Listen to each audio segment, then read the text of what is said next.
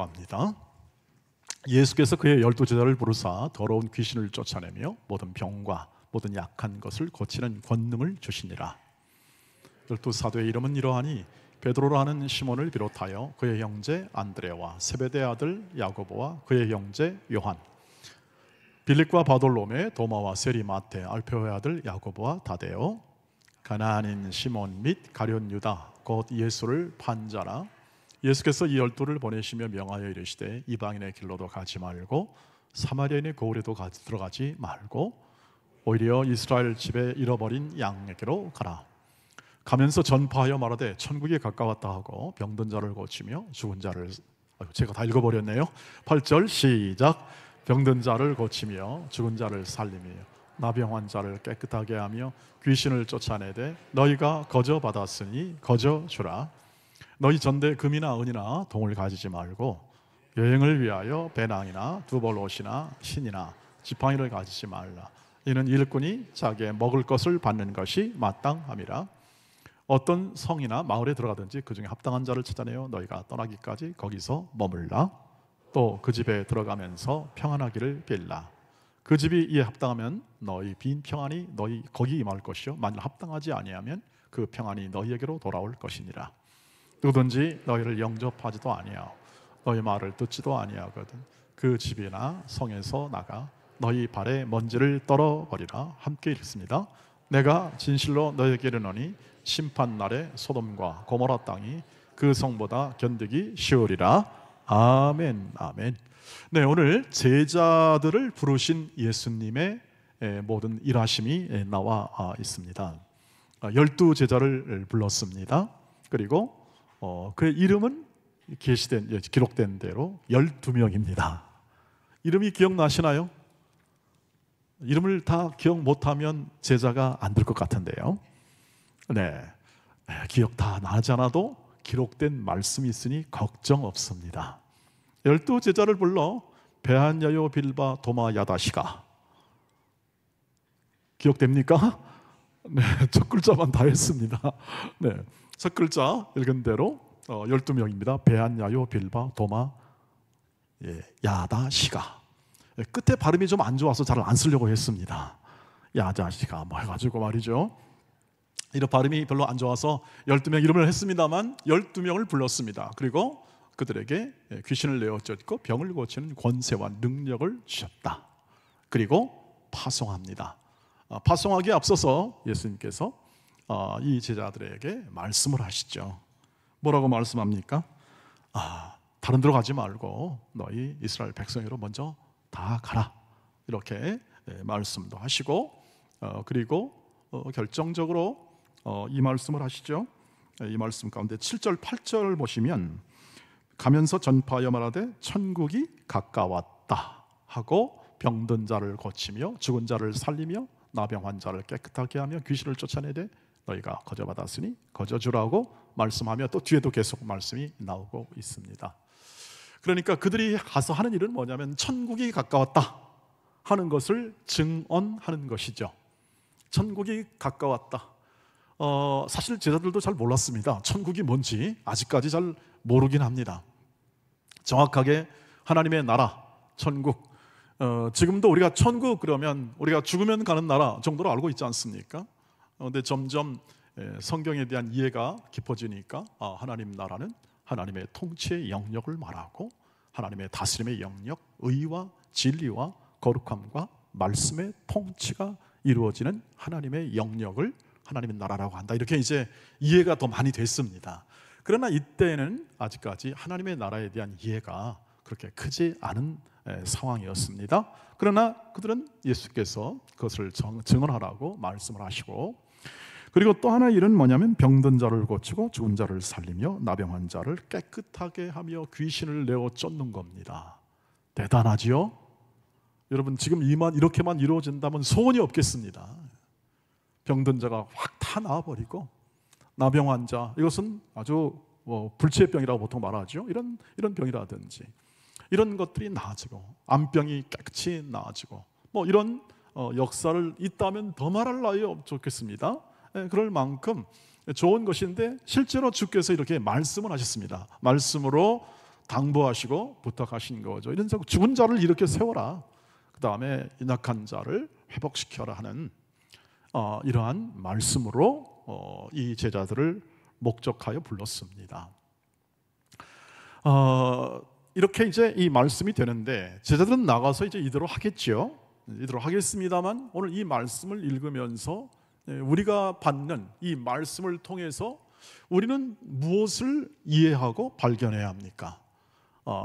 예수께서 이렇게 말씀했는데 이거와 우리와는 어떤 상관이 있습니까? 이거는 제자들을 파송하면서 했고 12 제자들은 기본적으로 사도들이라 일컬어지고 나중에 70명을 파송했습니다만 그들은 제자라고 했습니다.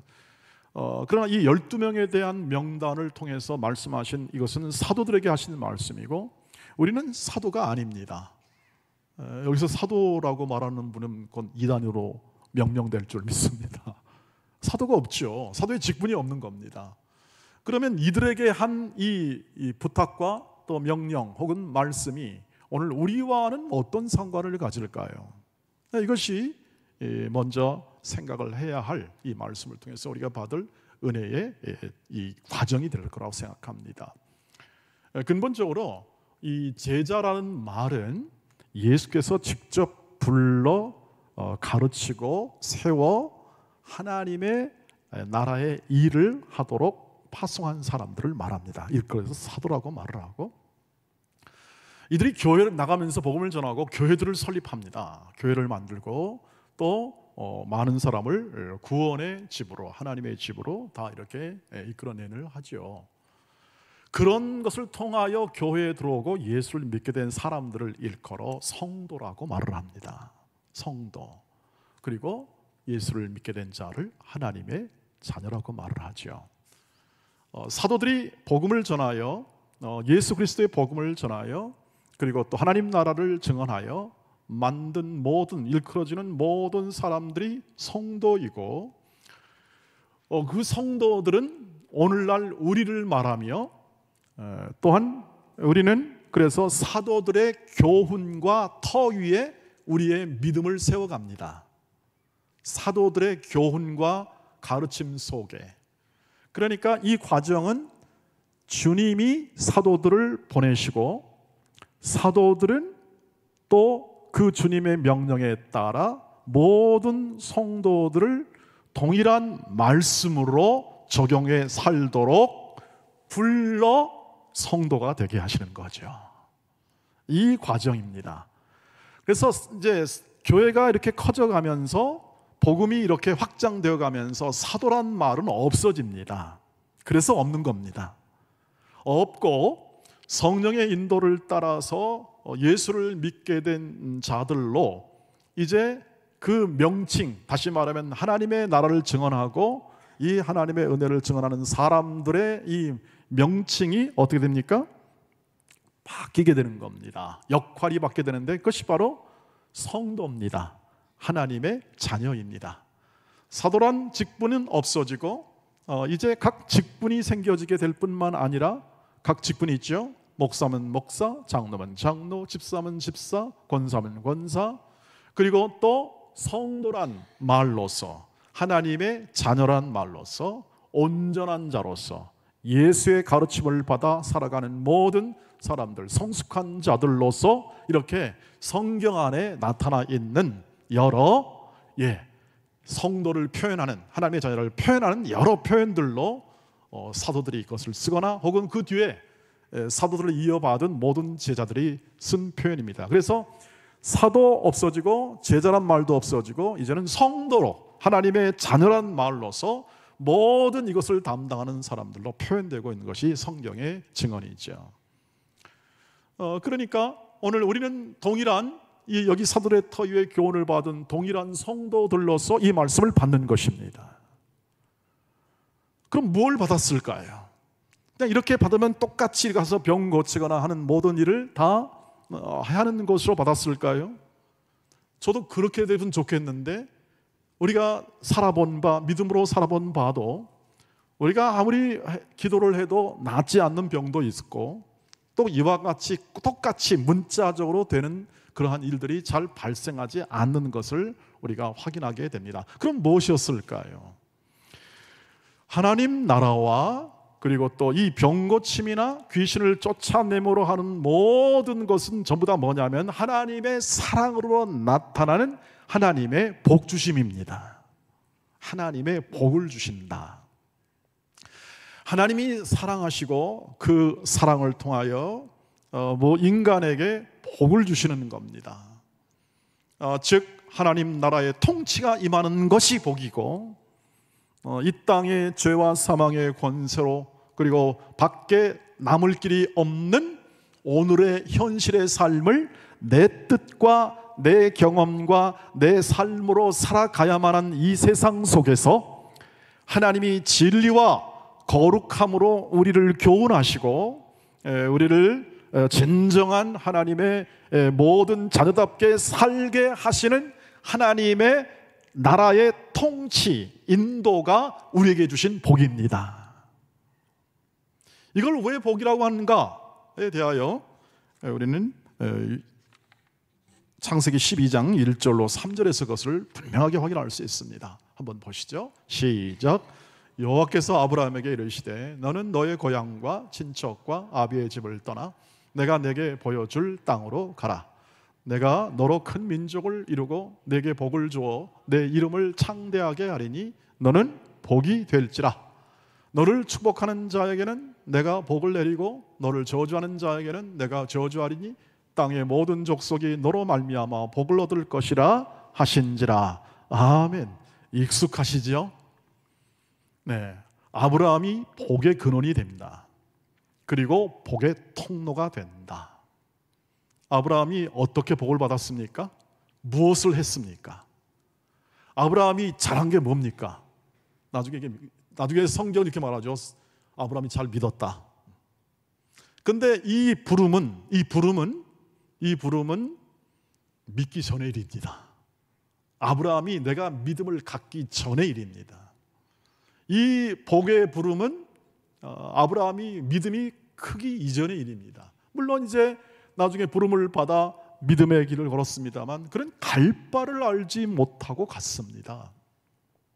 명료한 길을 가는 게 아니라 갈 바를 알지 못하고 계속 하나님이 그냥 부르신 길로 걸어갔다 하는 것이죠. 그러니까 이 말은 뭐냐면 그가 가진 모든 자격이나 능력이나 그가 가진 조건에 의하지 않고 어떤 거죠? 하나님의 은혜로 부르심을 받은 거죠.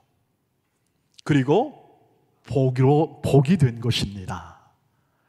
하나님이 주시는 복으로 말미암아 복된 존재가 되었다는 겁니다. 복된 존재.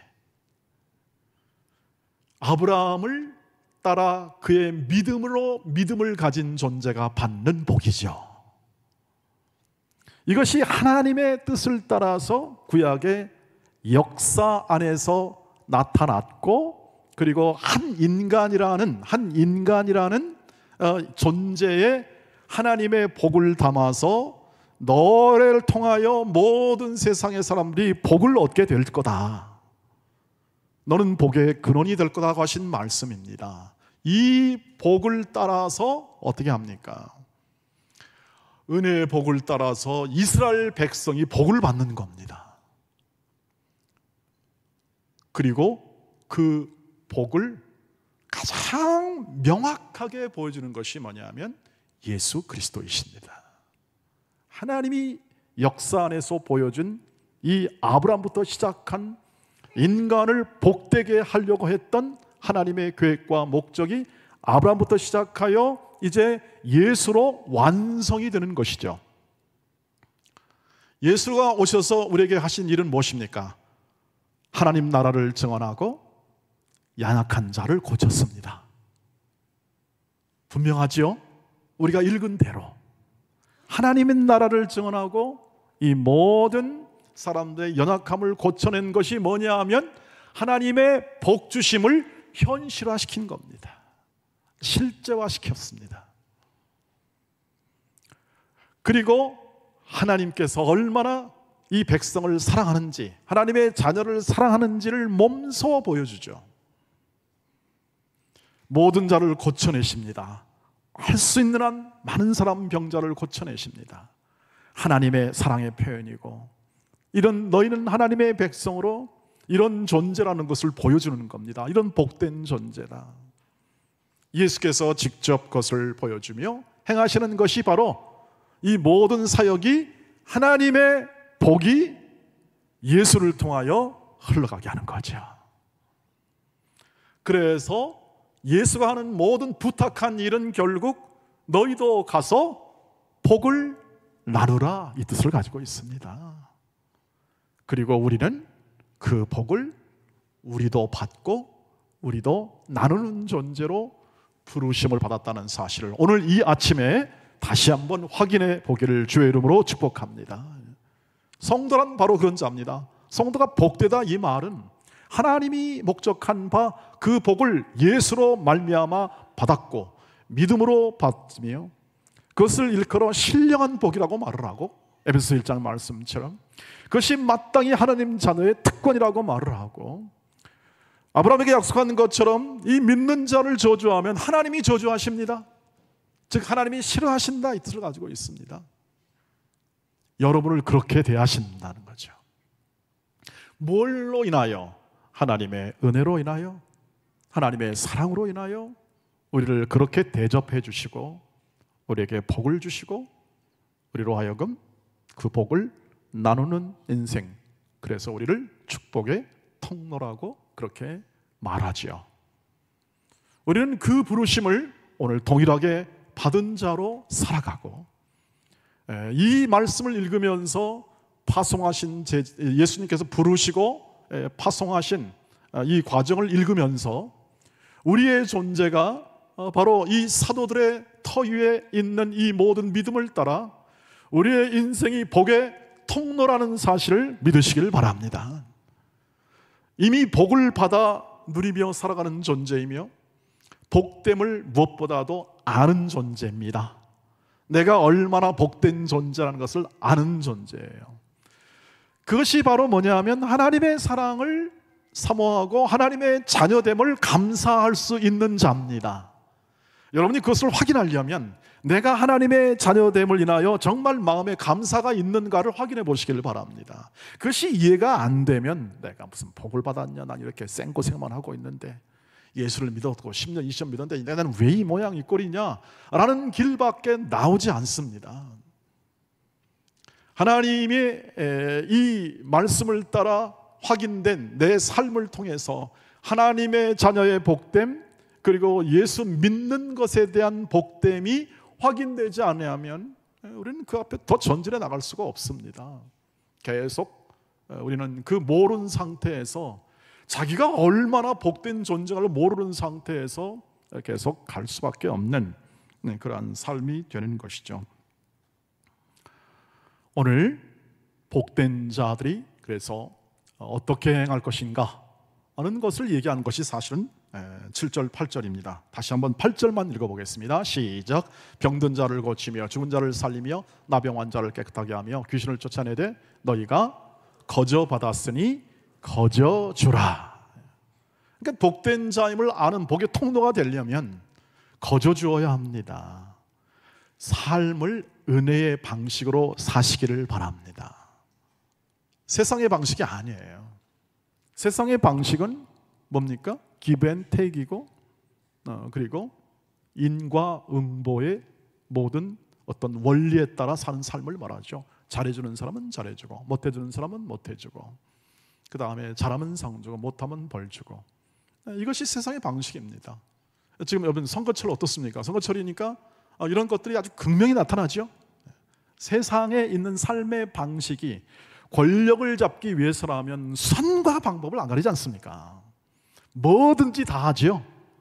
사람을 뭉개고 깔아뭉개고 경쟁하고 법에다 걸고, 그리고 어떻게 합니까? 상대의 진영을 공격하고 하는 모든 것들, 재판에 관한 것들, 그리고 또 권력에 관한 것들, 그리고 자신을 포장하는 것들, 선전하는 모든 것들이 아주 가장 잘 드러나는 게 선거라 생각합니다. 목사님, 우리가 그 지상을 벗어날 수 있나요? 당연히 벗어날 수는 없습니다. 하나님은 이 땅에 살게 하십니다.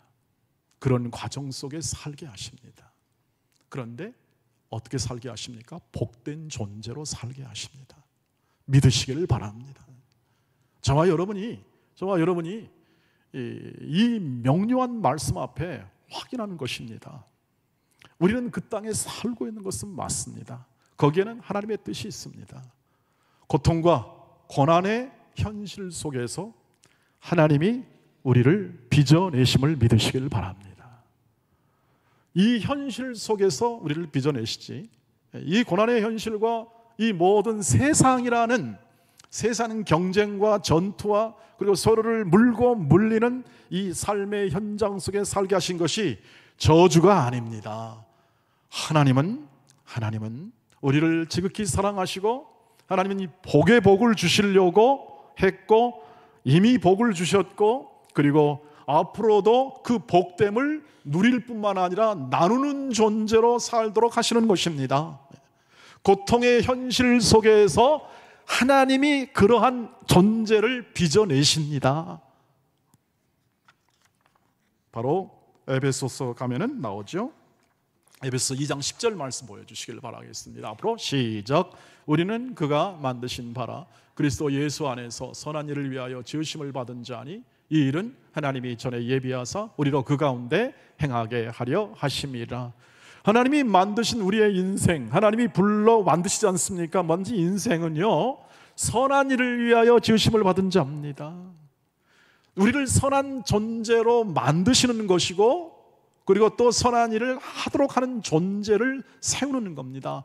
선한 사람은 선한 일을 하죠. 선한 사람은 선한 일을 합니다. 그것이 하나님이 하시는 일이죠. 하나님 우리를 빚어내시는 일이기도 하죠. 그래서 이 현실 속에서 세상 구조 안에서 복을 나누는 존재로 살아가는 거예요. 그러려면 거저 주어야 합니다. 은혜의 방식이라는 겁니다. 거저 주십시오. 은혜로 행하십시오. 은혜를 따라 행하십시오. 우리가 받은 것 모든 것으로 은혜를 베푸십시오.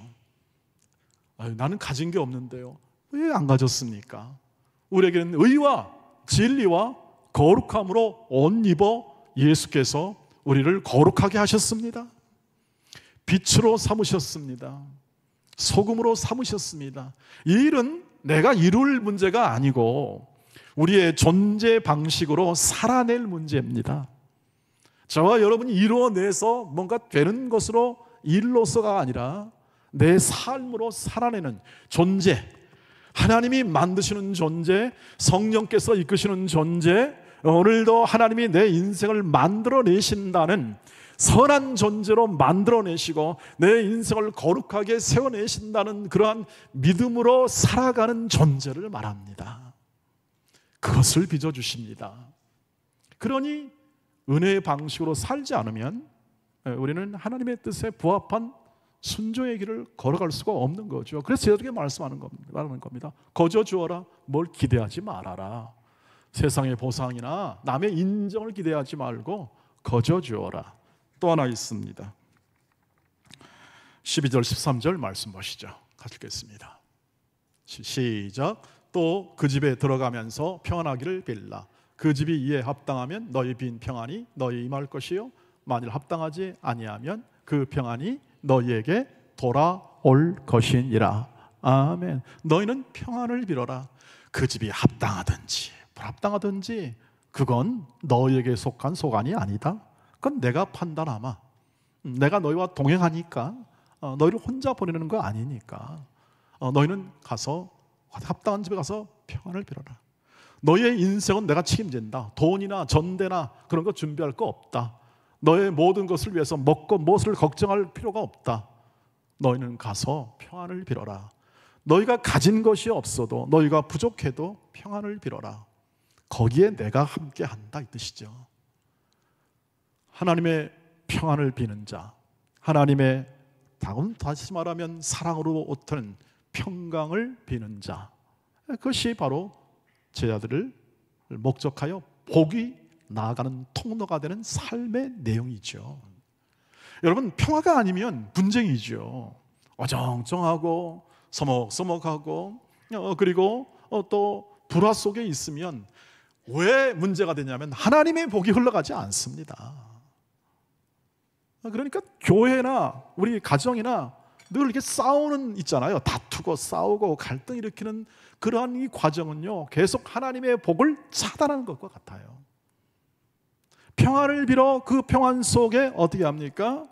주의 사랑이 흘러가고 하나님의 복이 흘러가야 할 텐데, 그렇지 않고 그 존재 자체가 평안을 빌지 않고 자기 판단대로 해버리면 그것은 결국 그 집에 흘러갈 하나님의 복이 막히게 되고 거기서 중단되는 결과를 빚을 수밖에 없는 것이죠. 저와 여러분이 지금 하나님의 복이 임하여 복받은 존재로 지금 복이 계속 흘러가고 있음을 꼭 마음에 담으시기를 바랍니다. 잘 흘러가게 하십시오. 이미 그것은 우리 믿음의 선배들이 증언하지 않습니까, 여러분? 믿음으로 살고 사랑으로 살고 화목하게 살고 그리고 또 서로를 세워주는 인생을 사는 사람은 후회하지 않는다. 다만 그런 부정적인 혹은 또는 소극적인 것을 넘어서 믿음으로 살아가는 사람들은 어떻게 합니까? 또 적극적이지 않습니까? 화평케 하는 자는 복이 있다. 적극적으로 화평케 하는 인생을 살아가는 거죠. 갈등을 치유하고 그리고 이렇게 사람의 아픔 속에 있는 여러 아픔을 어떻게 합니까? 회복시키는 일로 가야 할 텐데 평화 속에 이것이 증진되고 확장된다는 것은 너무나 당연한 경험적 상식에도 부합하지 않겠습니까? 사랑하는 도원의 가족 여러분, 늘 평강을 추구하기로 평강을 위해서 기도하는 존재로 사시기를 주의 이름으로 축복합니다. 그 삶이 진정한 복이 흘러가게 합니다. 가정에도 복이 흘러가야 하고 교회도 복이 흘러가야 하고 우리 이 사회도 복을 흘러가게 할 그러한 삶으로 우리가 부르심을 받았습니다. 그것이 성도입니다. 그것이 빛이요 소금이라는 뜻입니다. 이것은 존재의 문제입니다. 우리의 모든 삶에서 한 인격과 한 모든 이 존재 안에 하나님의 사랑을 담아 예수를 이 땅에 보내신 것처럼 예수가 사도들을 보낸 것처럼 사도들이 우리를 보내 어떻게 합니까? 하나님의 사랑을 증언하고 그리고 하나님의 의의 통치에 합한 인생과 삶을 증언하여 사는 것입니다. 저와 여러분의 능력이 있는 것이 아니라 저와 여러분의 모든 어떤 조건과 자격이 있는 것이 아니라 이것은 나를 통하여 행하고자 하시는 하나님의 뜻이고 하나님의 일하심이며 하나님의 큰 사랑으로 우리 모두를 영원한 하나님의 자녀에 합한 존재로 만드시는 하나님의 역사입니다. 이 역사하심에 순종하고 또 발맞추어 여러분 안에 흐르는 하나님의 사랑이 풍성히 여러분의 인생을 채우기를 주의 이름으로 권면합니다. 그리고 우리와 우리에 속한 모든 공동체나 삶의 모든 이웃들이 이 사랑을 알고 이 넉넉한 하나님의 복 주심에 동참하여 같이 복을 누려나가는 그러한 이 일에 부르심을 받은 존재로 성도로 사랑하는 자로 화평케 하는 자로 그리고 서로를 위해 세우는 존재로 그렇게 멋지게 여러분의 생애를 잘 채우시기를 주의 이름으로 축복합니다. 기도하겠습니다. 하나님 아버지, 하나님의 사랑은 한이 없고 하나님의 복 주심은 영원하십니다. 우리의 존재 안에 부으신 이 하나님의 복을 역사적으로 확인하고 말씀으로 확인하며 우리의 모든 삶에 가득가득 채워 이 삶으로 우리의 삶의 영광을 이루어 주시옵소서. 나누며 섬기며 그리고 화평하는 가운데 하나님의 영광을 바라보게 하시고 하나님의 자녀의 복됨을 확인하며 나누는 인생으로 걸어가게 하옵소서. 예수님의 이름으로 기도하옵나이다. 아멘, 아멘.